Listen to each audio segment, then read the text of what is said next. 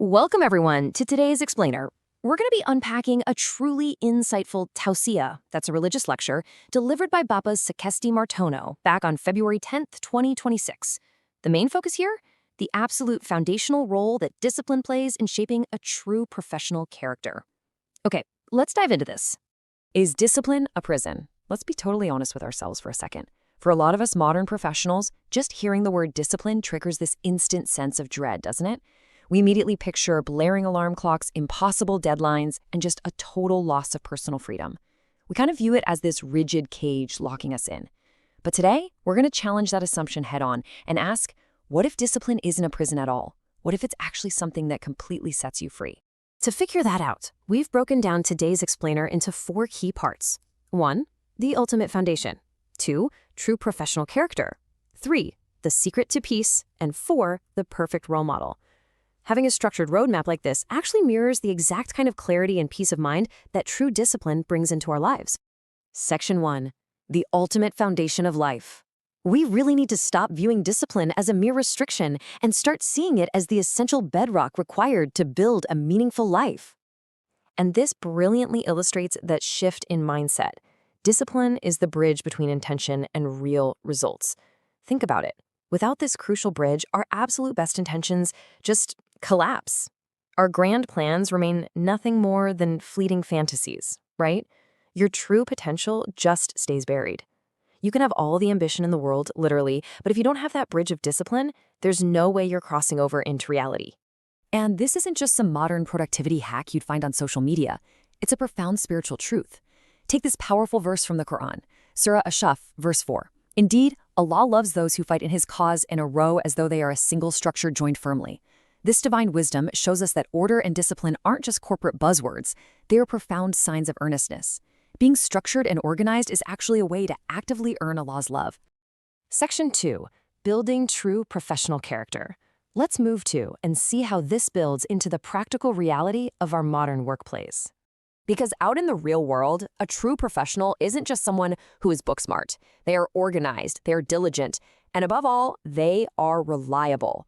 Raw talent, pure expertise, or off-the-charts IQ, that means absolutely nothing if you don't have integrity. Discipline is the exact mechanism that takes your raw, unpolished talent and turns it into genuine, professional reliability. It is literally what makes people trust you when the stakes are high. The lecture breaks this down into 4 core pillars of integrity. First up, being punctual. And look, this isn't just about staring at the clock. It's about actively honoring the trust that other people place in you.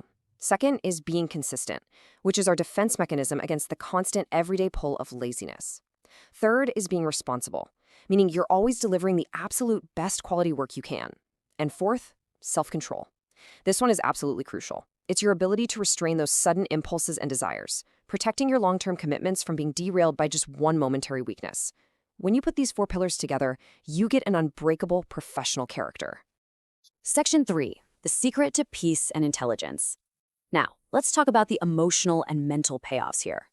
Because if you're constantly feeling overwhelmed or totally disorganized, discipline is not the enemy, it's the cure.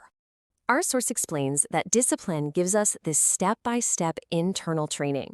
Number 1, it trains the brain by forcing you into systematic thinking. 2, it trains the heart by teaching profound patience. And 3, it trains the soul by instilling steadfastness, or Istiqamah. This internal bootcamp generates what we can call practical intelligence, the masterful ability to manage your time, your energy, and your priorities.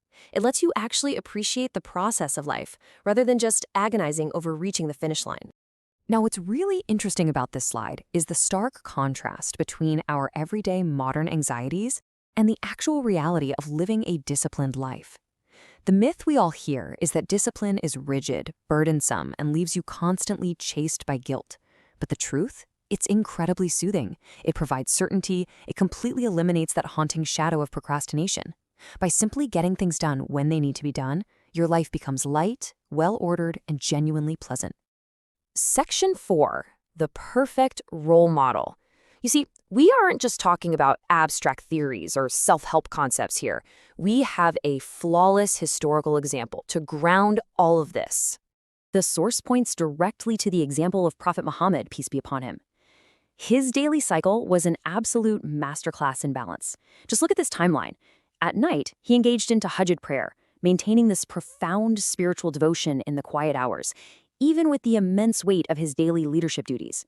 Then, during the day, he was fully active in da'wah and muamala, leading, teaching, engaging with society. And ongoing, at all times, he kept his promises and honored trust. It is this perfect, seamless balance of the spiritual and the professional, all held together by unyielding discipline.